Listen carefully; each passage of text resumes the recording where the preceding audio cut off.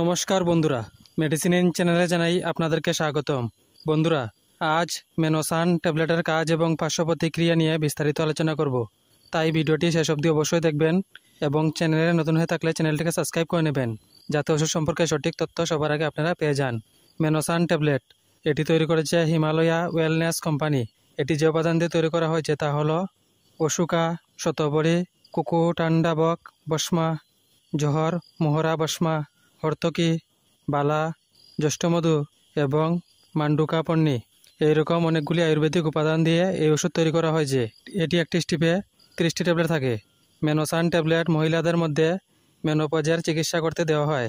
এর লক্ষণগুলি হলো অনিয়মিত মাসিক, গরম জলকানি, মেজাজের পরিবর্তন এবং লিবিডোর পরিবর্তন অন্তর্ভুক্ত থাকতে পারে।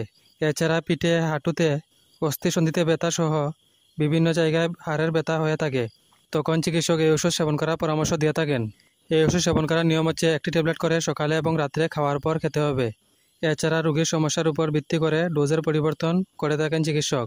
এই ওষুধ গর্ভবতী মহিলা এবং স্তন্যপান করান মহিলারা সেবন করার আগে অবশ্যই চিকিৎসকের পরামর্শ নেবেন। এই ওষুধ সেবনে তেমন কিছু পার্শ্ব প্রতিক্রিয়া নেই, তবে কিছু কিছু ক্ষেত্রে মাথা ব্যথা এবং বমির ভাব হতে পারে।